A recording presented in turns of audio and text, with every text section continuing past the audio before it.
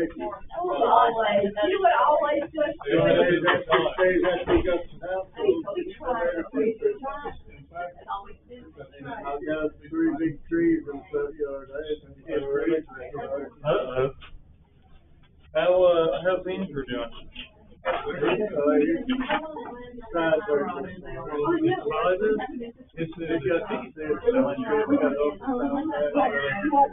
you gonna get a cardboard? Yeah. They trouble that too. Yeah. Cut outside of bed. Yeah.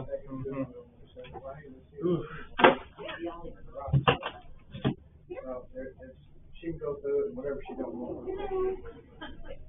It's all self stuff. She gets your best. You got your habit. Yeah. It's a good idea. Of course, you're not in total control, so I guess I wouldn't feel. Okay. It sounds like a good idea. Yeah. Well, I'll get with Jim and see how and when we can get over there. Okay.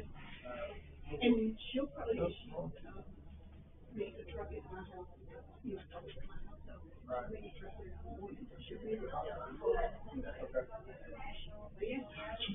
Be wonderful. It's a reset. It's a good deal. I was there until I read. Yeah. Well, Charlie wanted something to eat on the way, so I left.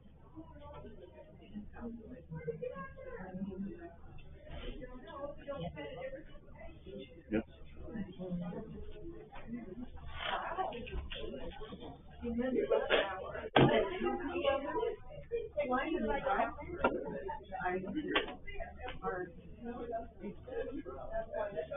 Yeah, I mean, most of our stuff.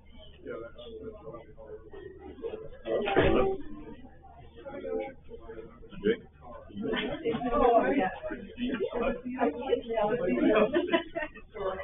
Are you enjoying your job?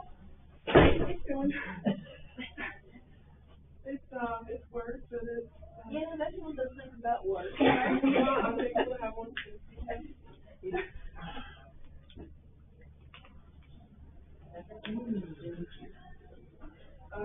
Yeah, absolutely. Compliant. Yeah, sure.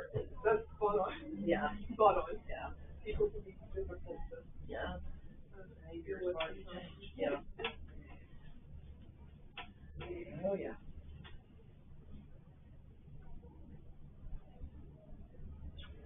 Are you Regina?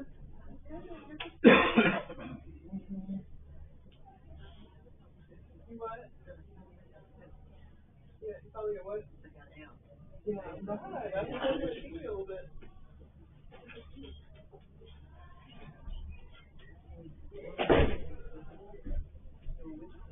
Yeah.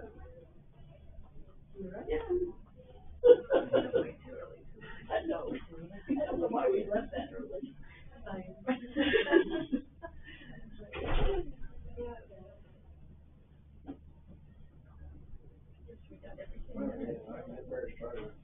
So where were you? Justin's mom, and she was going to be in between one and how you doing?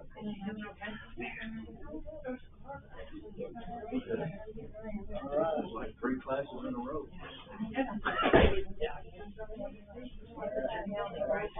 Must be doing very well. Yeah, I'm very grateful.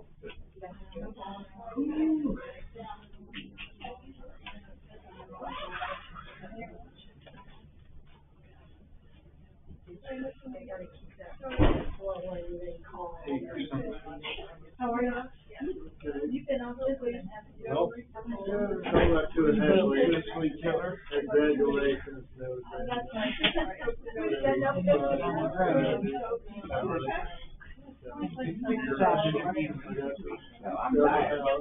man. Where all the interviewed at? Oh, it's cold.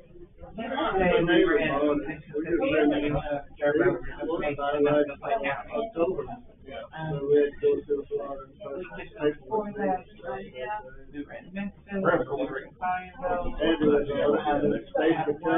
He lived in Fayette County. Down there, you know, kids go to school. far are you guys are from the building? And when my wife died, the whole her name, they took all about that. Where's the moving? The next county over. Just as they do that. Well, that's a big deal. And 6 days later, before that, I came here. Demolished the front yard, took trees, I had dead trees, so I took out the trees. Find a place somewhere to, that'd be good. We got our money, we got the trees.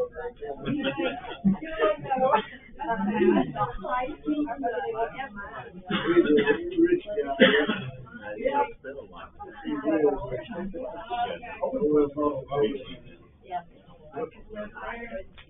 Well, that's a big thing off your plate. They've been trying to buy that place, that's just what they did. Leave the land. Three lots out there, like 3 1/4 acres. When were you and your You wife got your going? 400 acres? You got 3 acres? 3 It's like 2 hours Oh, north of 3 Houston. 3 to 400.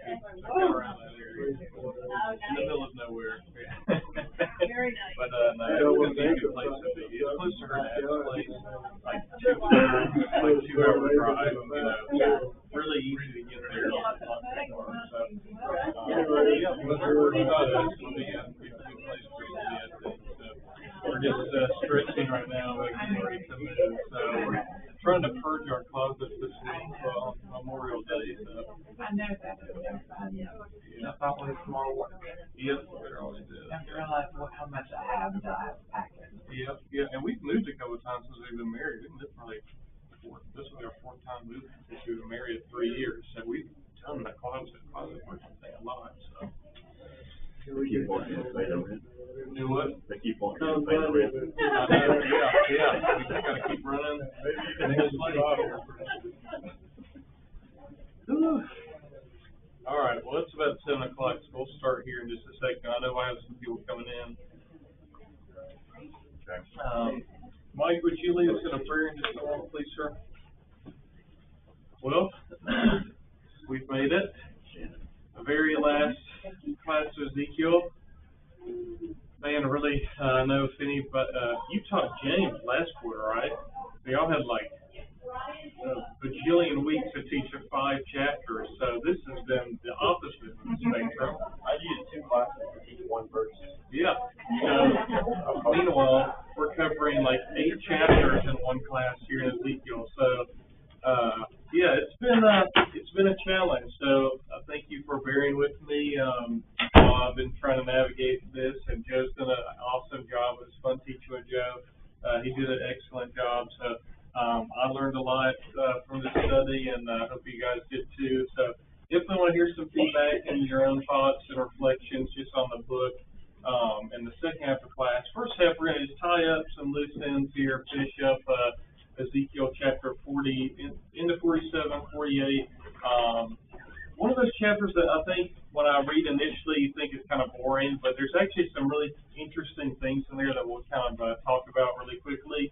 And then I want to spend the majority of class tonight just on you guys' own reflections. I don't really have much planned for the second half of class, so y'all better come ready to be ruminating on some thoughts from this last quarter and everything, because I want to hear from you guys. So, but Mike's going to lead us in prayer, and then we'll dig into it, finish off with Ezekiel.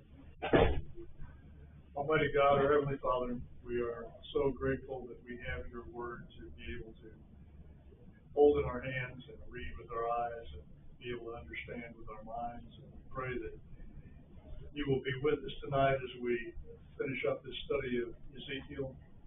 We ask you to be with Preston as he leads our minds in this last study. Continue to be with all of us as we live these lives in our own way, and try to follow your word in everything we do, be good examples to others in everything that we do. Forgive us of our sins. In Jesus' name we pray. All right. Well, as always, We're finishing up the outline. Last chapter and a half of Ezekiel. We're finishing up the new vision of the temple. Chapter 40 through 42 was really, as we kind of talked about, the world building, giving the structures and kind of presenting the domain of what the temple looked like. And then from 43 to about 46 and 47, we have, the world being filled, if we want to look at it like that, the temple kind of giving it's the priests and their duties, the Zodiakites specifically within the intersection of the temple, the prince giving his roles as far as the feasts go, God's glory coming back and refilling the temple, and then 47 is kind of the transformation that emanates out of the temple that's been constructed and been filled. Now the Spirit of the Lord is pouring out onto the people.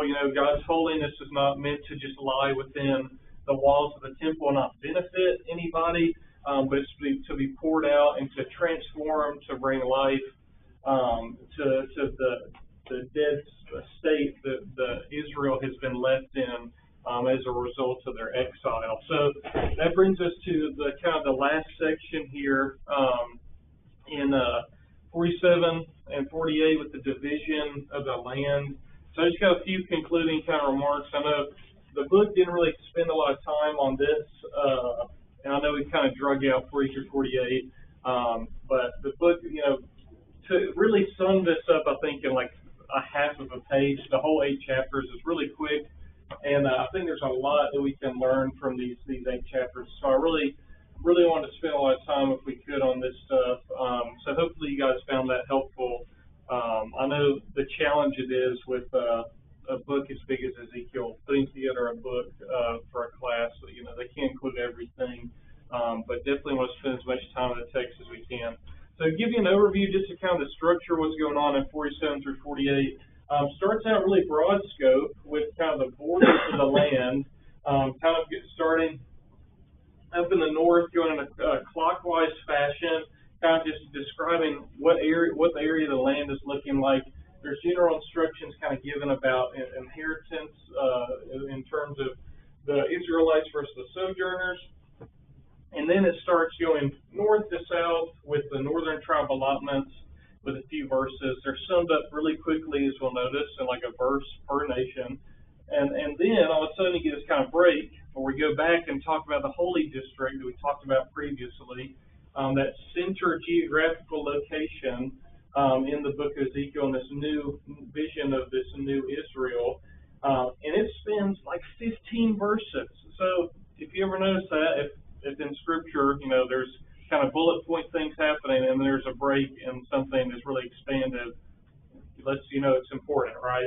So the holy district and the prince's portion is really emphasized. Back to the southern tribe allotments really quickly, summarizes last 5 in the south, and then in the last 5 verses there's a mention of the holy city. And so I gave some of you guys these handouts, and if you want to come grab one afterwards, so we got some more up here, but some on the screen. And so this is basically the image of what we're looking at here in 47 through 48. It's a totally different structure, I guess, or what's the word I'm looking for? Allotments. Do what? Yeah, allotment. Yeah. Just a totally different allotment than what previously Israel had in like the book of Joshua. Or back in Numbers, as we'll talk about a little bit. So this is kind of what I want you to, this is visualize what's going on. This is what Ezekiel is kind of looking at here. And so I just have a couple of quick thoughts before we really get to the discussion about Ezekiel itself. So we'll just kind of hit these kind of more bullet point kind of fast so we can get to not hearing me talk so much. And so, we've already looked at the temple. And so the temple's kind of described using in theological. Let me ask this at least. What was the purpose again that we said about the temple vision? What was its main thrust? What was it supposed to do for Israel? God's going to be with them. And let me ask you this way: what is the temple vision not meant to be used for? Literal construction of a temple, right? So what was its actual purpose? What was the vision supposed to do for the people of Israel? What are we saying the last couple of classes? It's not anything specific, more of a general kind of thing. Glimpse of hope for their future. Glimpse of hope, yeah, and so is it to instruct, right? It's supposed to teach them something. And all those things about the Lord being in their midst and the rest of their restoration is a part of that. But the vision of the temple is supposed to be something that instructed them. It's supposed to be something that taught them something about their present situation. So theology is kind of expressed in these, I put archaeological. I meant to say Geographical. well, geographical in the second one. In terms of the temple, I meant architectural, not archaeological. I don't know why I put that. Architectural kind of theology. And now we've got in this section. Beginning letters. Do what? It's the same for beginning letters. There we go. Just took off. Yeah. So I'll edit that for the next update. And so now we've got theology kind of presented in more of a geographic form in the terms of these allotments. And so broadly speaking, when we look at this big landmass that we just had up on the screen, the borders are really similar, pretty much identical to the original allotment. So that's really important. Israel's hope for the future is rooted very much in their past, in the past promises that God made to Moses, right? So we want to keep that in mind as we're going through. One thing's really interesting, if you look at the southern portion, one of the areas that's named, from comparing from Numbers 34 in the allotments there, is Ezekiel changes Kadesh Barnea to Meribah Kadesh. Anybody remember what happens in Meribah? The water was bad. And then what ends up happening? Bush or something. Let's see. Let me go back here. Because I know Exodus 19 is one of those. Everybody turn to Numbers 20. Numbers 20.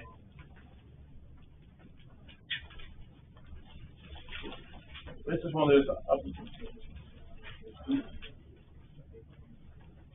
So definitely, this is one of the second rock breaking story, right? And so, what's the situation going on? The people, they're complaining, right? They don't have water. They're in the wilderness. They're upset. This happened previously, I believe, Exodus 17, where that happened before, and now we kind of get a repeated version of the story, either the same one or something completely different going on there. And so now Moses ends up breaking a rock, the waters pour out. And so think about what just came before the allotments of the land in Ezekiel. What's happening? Water from the temple. Water from the temple, right? So you kind of get, you see why Ezekiel may have brought this up, right? We get a situation where the people have been rebellious, and yet God blesses them by His grace through water, living water.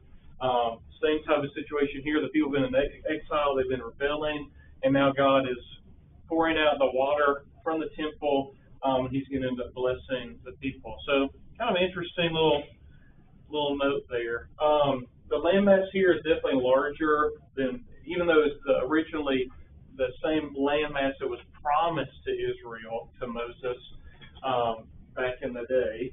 The landmass is larger than anything Israel had ever controlled, so it's still reaffirming those promises, but it's definitely grander than what they were able to control, even in the time of David or in the time of Solomon. And then the Transjordan lands, we talked about those earlier. The Transjordan lands, they're not a part of the original land promise. There was something that happened later as a result of the half-tribe Manasseh. I always forget. It's half-tribe Manasseh and Reuben and Gad. Reuben and Gad. There we go. Yeah.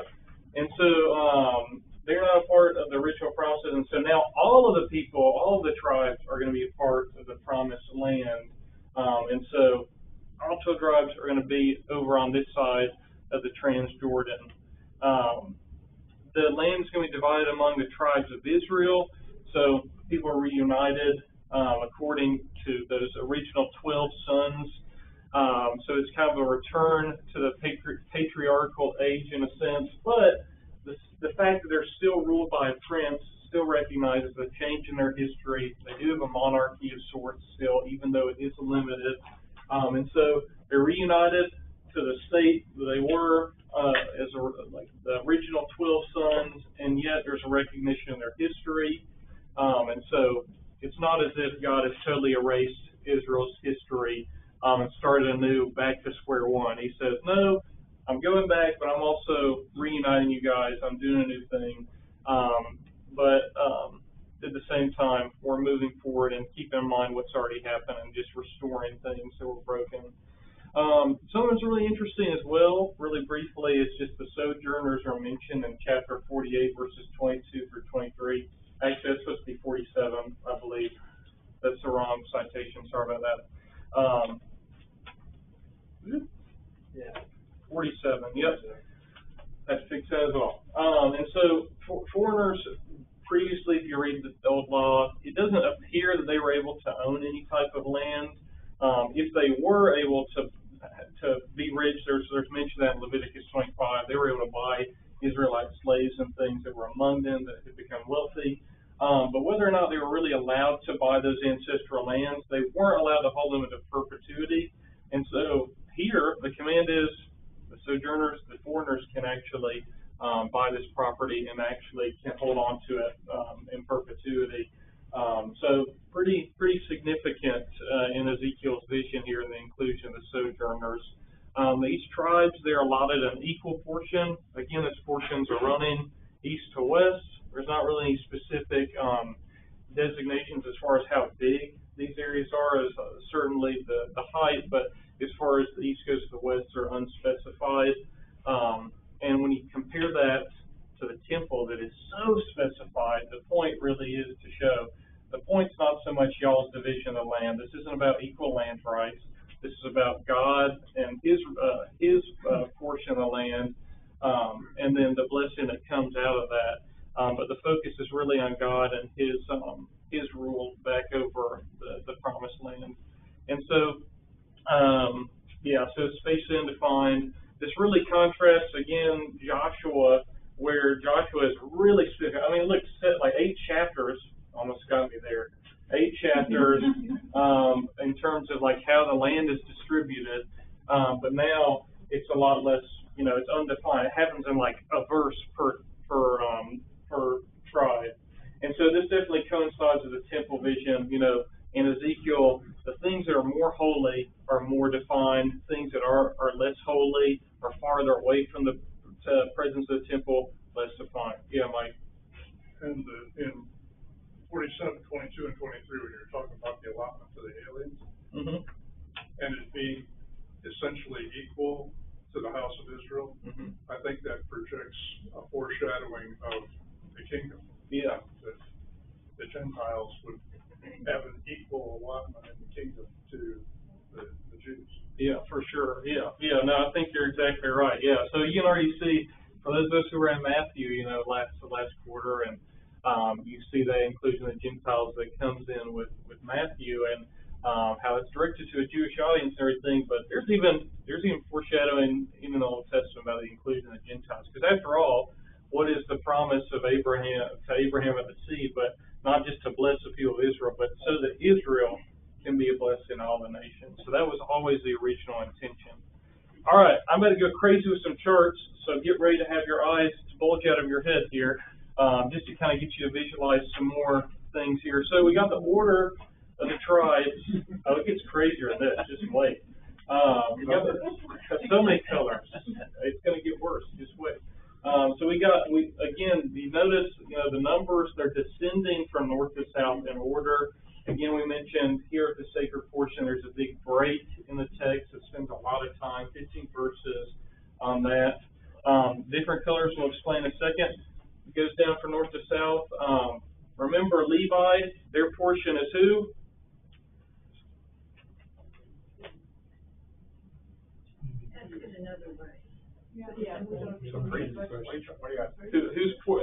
Whose portion is Levi? What's their portion?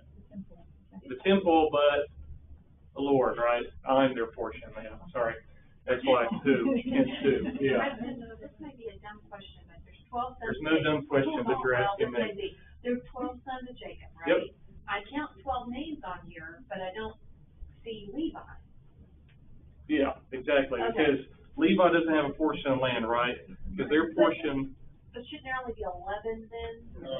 Look. Oh, he's from a mess. There we go. I was just getting to it. Joseph, did they not? He did, so he does earlier, but then when he gets to the land allotments, he comes back and, because Levi doesn't have a portion, it goes back to kind of the original allotment, kind of aligns up that way, where Joseph gets 2 portions of land, whereas Levi's not getting the short end of the stick. They're actually really getting the best deal at the end of the day. Everybody's. Yeah, exactly. Yeah, so the Levites really get the sacred portion. It's just as big as other portions, well, not just as big, but it's the coolest by far. The typical list of the sons of Jacob and the tribes of Israel are different in that respect in all those lists. There's 12 in each one, but it's different because of because of Ephraim and Manasseh and because of Levi. Mm-hmm. Yep. So, any more questions on that? No, it's all good. That honestly confuses me all the time too. So Levi never had a portion. No. So why are they getting a portion now? Well, they're not really. Okay. Yeah, they're not really. Yeah, No, yeah. okay. I just mean their portion is the same as it always was with the temple. Like, and the Levites had places within the walls of the cities that were theirs. You read Leviticus 25, you can kind of read some more on that. So they had cities. It was cities. Yeah. Distributed throughout the tribes, 48 cities. Plus Yeah. They had the 6 cities of refuge were Levite cities. Yeah, exactly. Yeah. So they did had those. They did have an inheritance. They just didn't have an area. Exactly. They didn't have a land mass. Yeah. They would be everywhere among the people. Yes. Represented. But their home base where they really were was like the temple. That's where they really function. But of course they're spread out all over. They have cities and things like that. But as far as land masses go, Levites did not have their own land. All right, everybody on the same page on that? I know it gets kind of confusing. Everybody. Because they wouldn't have needed land, right? Because they were priests. Yeah, because the people would provided for them free will offerings, the burnt offerings, they would ate those, different things like that. Actually, burnt offerings may have been eaten by the people. I don't know the specifics on the sacrifices, so don't ask me right now. We'll just study Leviticus if you want that. But all right, that makes sense though. All right, we'll keep going now. Another interesting. Can I just add one more quick? Yeah. Numbers 18:21 says, "The sons of Levi, behold, I have given all the tithe in Israel for an inheritance, in return for their service which they performed, the service of the tent of meeting." So they're getting the food, they're getting tithe, they're being taken care of wherever they are, but they just don't own the land because. Exactly. Yeah. And there's even, we'll see in a second when we come back to the holy portion. There's portions within the sacred sacred portion where all of Israel would come and work the arable land around the holy city together, and that was symbolized their unity now as a unified Israel, and also would have most likely taken care of the Levites in a way too. But even in the sacred portion, we'll see both the Zedekites and the Levites had a portion within that is their land, that they would have been able to work to for themselves, I believe. Don't quote me on that. We'll have to see. Another thing that's interesting, though, Judah is traditionally kind of associated with being the southern side of Jerusalem, or with the area of the temple, whereas Benjamin would have been the north. Now it's flipped. Anybody have any idea why that might be? Think about, the emphasis on Israel being reunited. Anybody have a clue as to why that might be? Venture a wild guess. They were the two that hung together in the first place. Yeah. They were in the southern tribes, so maybe putting especially the head honcho, Judah, the nation of kings, in the northern tribe when it was known to be the southern tribe would have kind of hit the point home. There is no more north-south. Judah's in the north now. That's tradition of the southern kingdom. Now they're up in the north. So maybe that's potentially why that distinction is made there, to kind of show again, just hitting home over and over again, Israel is one now. So from here, I think another thing to point out is just the location of the tribes, and the list in which they're made. Anybody have any idea why they're listed the way that they are? Just looking at them. who's the closest? I was gonna say my mom. Do what? Is it my mother? Bam! By mom, right? So who's farthest away then out of Jacob's? Who is Jacob's wives? Who can name Jacob's wives right now? Besides Joe, because he already did a class on him. Anybody know the four? Leah, Rachel, Bilhah, and Zilpah. There we go. They rhyme, right? Easy to find. Bilhah and Zilpah. Yeah. So, so when it comes to the wives, Leah, she's got 5 sons here. Reuben, Judah, Simeon, Issachar, Zebulun. They're going to be closer to the sacred portion. Judah, not her oldest son. Reuben was her oldest, but what happened with Jacob's concubine. That's a whole other story. But so she's got one son who's right bordering the sacred portion. Rachel, the loved wife as far as Jacob goes. She's got Jacob's sons, Manasseh and Ephraim, as well as Benjamin. So she's got a son that borders the sacred portion. So both wives their sons are given the 4 allotments on either side of the sacred portion. So definitely this is structured based on honor, right? That's kind of what we should pull away from this. And then you got Zilpah with Gad and Asher and Bilhah. Is how this is kind of broken down here. So I told y'all, I got charts. I got a ton of charts tonight, lots of colors. This is also really interesting. I came across in reading. I would have never picked up on this, but I'm not sure because maps are hard to deal with, but because of the structure of the allotment, you can see where Jerusalem is really close to the top of the Dead Sea here, but because the sacred portion is more geographically center to the land of Israel now, it seems like when you put the allotments together that Ezekiel's temple actually moves farther north, actually closer to where Shiloh would have been, about 30 miles north of Shiloh. So I'm probably representing this horribly because I didn't know how to do it accurately because I'm working with 2 different maps here. Trying to do it as close as I could. Really interesting. Personally, not sure what exactly to make about that. One option could be, again, we're dealing with a vision, right? This isn't meant to be literal that they're supposed to construct a temple, in Jerusalem after these specifications. So, you talk to a premillennialist, this could be something that they're really saying this has to be a literal temple. We'll say, well, you guys are really concerned about building it in Jerusalem, but it's not even in Jerusalem. It's way up north, even closer to Shiloh. So, again, kind of showing us that this isn't really meant to be literal. The point is the temple is central to the land, right? And then also, with Ezekiel's concern about the temple complex being defiled, right? They totally wrecked the place. It could make sense that Ezekiel would want to totally relocate it from the place that had been defiled. That could be another possible solution to that as well. So just some things to think about. Again, I was trying to wrap my head around this as I was reading, and I was like, I'm so confused right now. So hopefully that makes sense to you guys. Hopefully my map is somewhat accurate. And so we talked about the allotments. Now let's kind of look back in the middle of those allotments. That's where we get the holy district here, right? We talked about this a lot already, so we won't beat a dead horse. Again, remember 4-square temple, the city is 4 square, emphasizing holiness, emphasizing separation.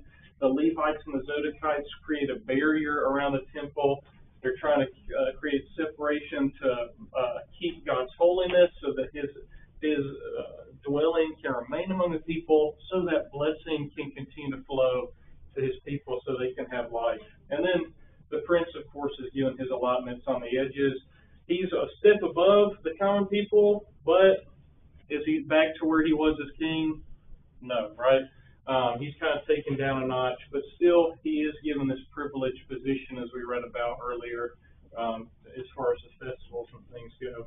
The city's got arable land, like we mentioned.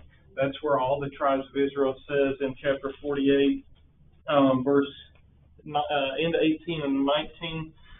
Its produce shall be food for the workers of the city.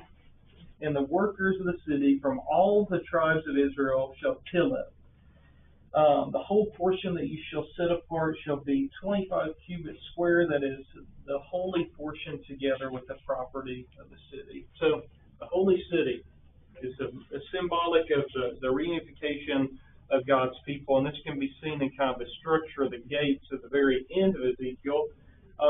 What do you notice about the holy city's gates and the structure? Again, look at the sons, who they were associated with. What does it tell you?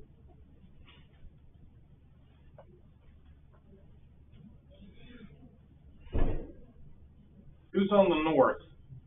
Leah's oldest. Leah's oldest. Why is the north the most important in the holy city? What's where God was. what's facing right north of the holy city? Temple. There we go. Good guess. There we go. Yeah. So Leah, the oldest, at least Reuben, Judah, Leah. Yeah. So some of the oldest sons. But they're given priority, given entrance, the most important gate that faces the temple, and then also all of her sons are given the southern gates as well.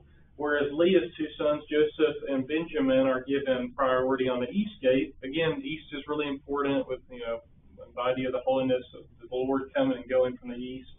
But definitely the north one has more priority in this situation as opposed to the temple. And then the ones that get the scraps are all the concubine sons, Dan, Gad, Asher, and Naphtali. So that's kind of, you can go read Genesis 29 and 30 and 35 for Benjamin for the kind of the sons and their history and things like that. But again, it's all about honor. It's about, Jacob's sons, his wives, he loved the most and things like that. So just kind of interesting. I don't know. I feel like reading through this, if you don't know all this background, you're like, this makes no sense and this is really boring. Then you know a little bit of this, you're like, oh, this kind of opens it up for me. This makes a little bit more sense. And it's kind of interesting. Oh yeah, and then think about the west, behind the temple, there's just a vacant room. The west is like, nobody wants that, right? So that's why all of the concubines, and the only reason Dan even gets a shot, sorry Dan, is because Rachel didn't have a third son. So he got lucky there. All right, we've got like 15 to 20 minutes left in class. So I want to hear y'all's reflections. I know I told you on Sunday, we're just going to look at kind of the major themes. I want you to pick one of those themes and just kind of reflect on something from the book that really stuck out to you about one of those, and maybe share something that impacted you, you thought really changed the way you looked at Ezekiel, surprised you about the book. Anything particular you want to comment on, or something you've been wanting to say for weeks but I haven't shut up so you could say it? Go ahead right now. So who's got a hand they want to raise and get us started here? Like I said, I have like nothing prepared for the rest of the class, so y'all got to talk. You expect us to believe that? That's true. I actually do have a few things prepared if I need to. Yeah, I'll kick us off. I guess just to kind of brush on our lesson on the false prophets and brush on the lesson of the dry bones. Practical lesson for us, Ezekiel points to us constantly in the world that we live in, where, probably the vast majority believes in nothing. Next majority probably believes in something different. Just like God told Ezekiel, they're not going to listen. Yet, how long did he prophesy? He prophesied for 22 years with nobody listening. And sometimes, we probably feel that same way. I've been doing this, nobody's listening. But, using the seed, planting a seed, idea.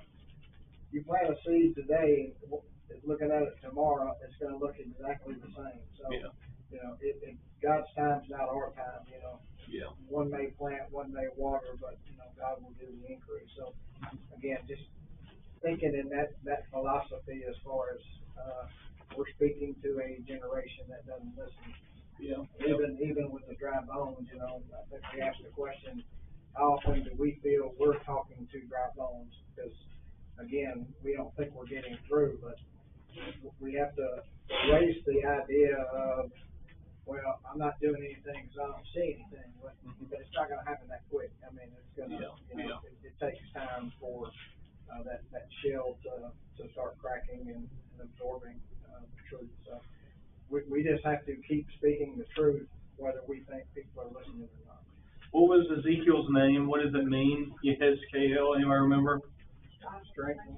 God will strengthen, right? You remember, when, in chapter, I believe, 3, this is one of my reflections, one of the things that I really like best. But it's my favorite passage in Ezekiel, is in the beginning when he says, these people have a hard head, or a hard forehead, and they're not going to listen to you. And what does he say he's going to do to Ezekiel? Make his head just as hard. Hard head. But he tells them what's got to be soft about Ezekiel. What's got to be soft about him? What's going to be with him? So he's got to have a hard forehead, but there's something that's got to be soft about Ezekiel. Anybody remember? It's hard. It's hard, right? Even though he's got to be determined, he's got to be able to stand up to people who are for years not going to listen to him until what he's been prophesying, the destruction of the temple, actually comes true. He's got to still receive God's word with gladness, and endure that pain. I love that passage. That's one of my favorites. All right, who else? What else? See, that was a great, Joe. I love that. What else? Michelle.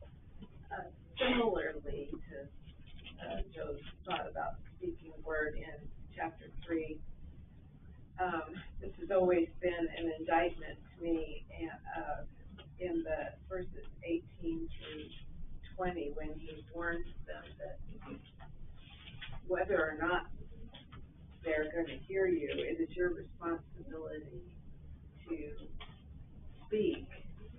And if you don't, then their blood is required for you.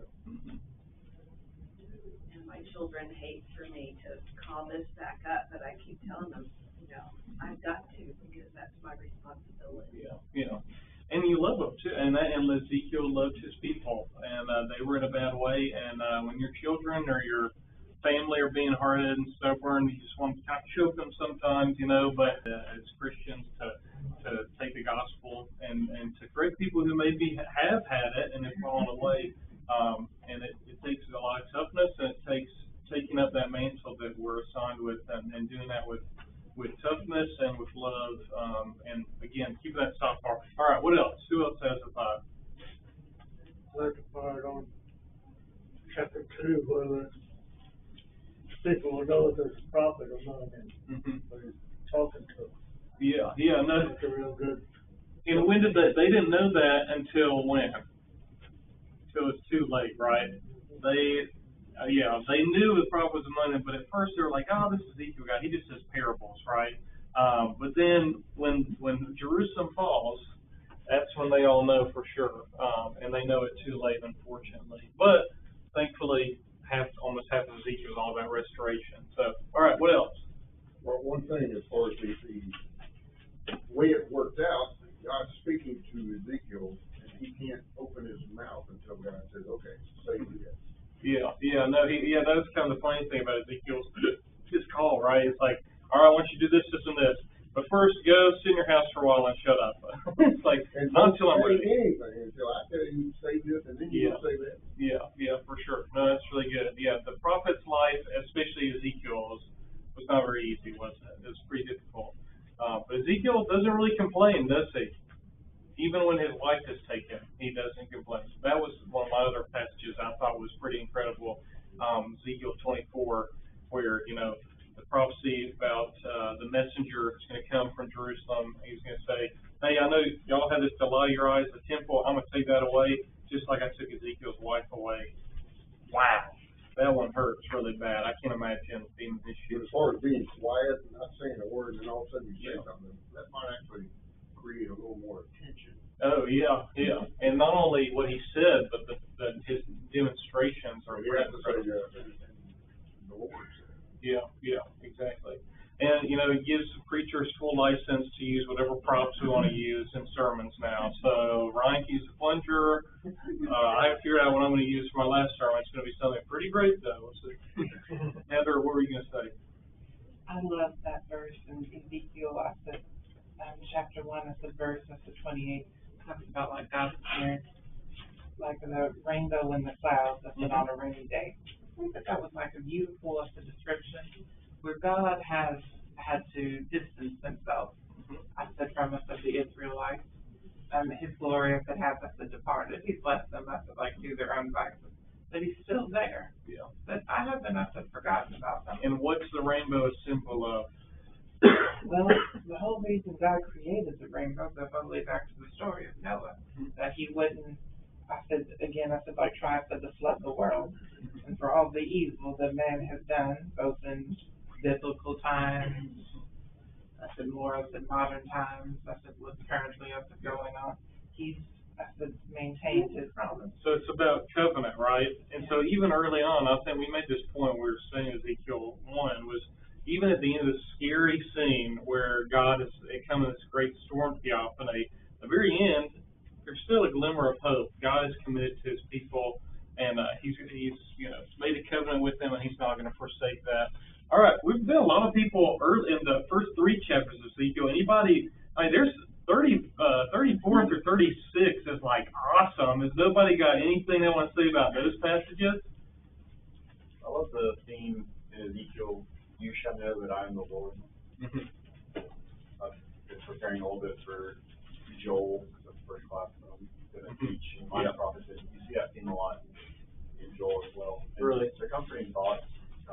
Not if you're them, but correct. But for a Christian who lives in a world where everyone around you seems denies that there is a God, or that his Son Jesus Christ come to earth, it's a comforting thought knowing that there is a day when everyone will know. Every knee shall bow, every tongue shall confess.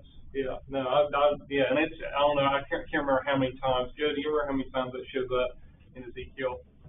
64, 63. Yeah, a ton. Yeah, so it's huge. Yeah, so that's really good. Good to point that out. Son of Man also, that was a cool one.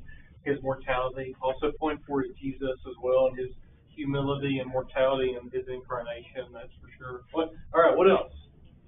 I guess continuing what they're saying is God is a loving God, even though it's tough love. Mm-hmm. It seems he might have to do some really severe things to get their attention. Yeah.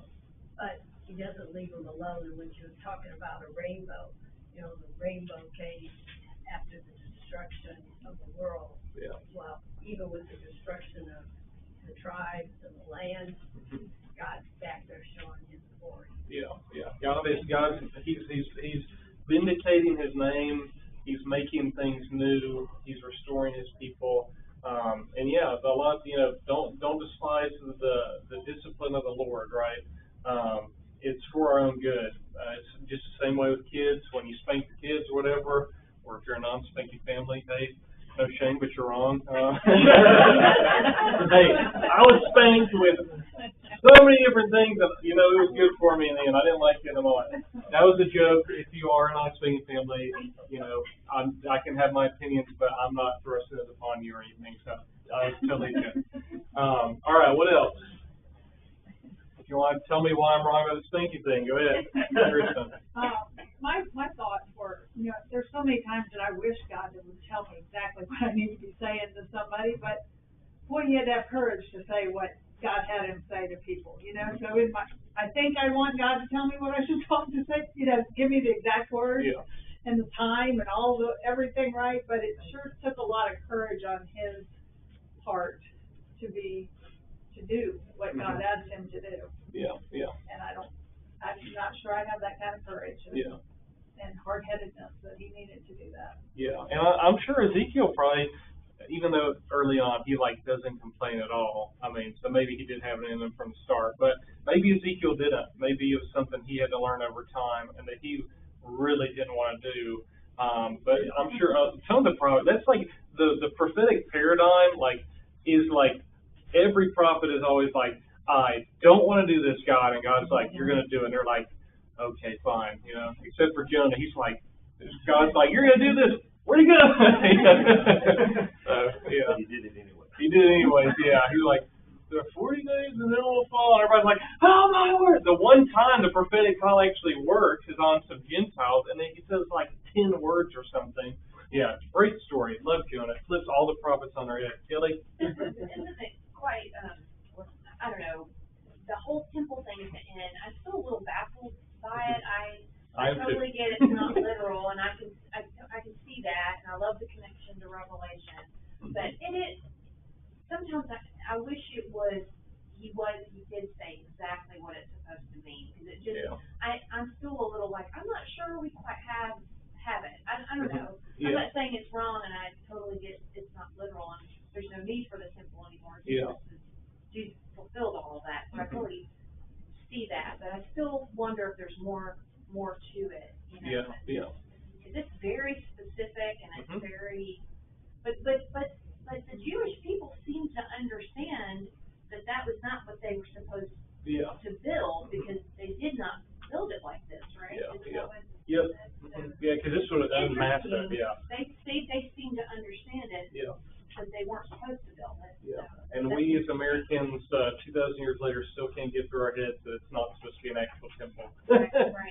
And plus too, John, you know, he transforms this temple vision his own way too, and the new heaven, new earth scene and everything. And so, and I wasn't able to explore all that. There's more to be said. There's a ton of connection between Ezekiel and Revelation. But yeah, I think you're right. Like, there's so much more to it. Like, I was reading. I read a 500-page commentary during this class. I learned a ton, and still I'm like, but I feel like I don't have my head wrapped around it all. So it takes a lot. So right.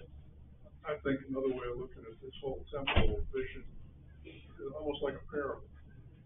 You can't take every nitpicky little detail and try to make something out of it. You got to look at the big picture of what it's supposed to say. And there are a lot of details and a lot of parables that don't really have, that's not where the meat of the parable is. It's the vision and the overall purpose of it that we got to pay attention to. And the Ezekiel temple and everything, definitely the minute details in this as opposed to maybe, and Revelation the same way to a certain extent. When you read these kind of apocalyptic visions or these, different vision texts, like the details do matter, but sometimes you can almost go too far with them and you can miss the forest from the trees. So I think you're right about that too. So But the message is twofold. One is that God's going to be worshipped again in the land. And two is that people are going to be occupying the land. So he gives them the vision of the temple and distribution of the land to let them know that promised restoration of God's people. For sure. Take the upper view before you get into all the details. For sure. All right, we did it. All 48 chapters. Thank you guys for all of your work and your comments. Sorry it took me all quarter until you guys got to actually fix them. Thank you, Preston. Thank you, John, my heckler, my number one heckler and supporter. So in this classroom, Dennis and Logan are going to be teaching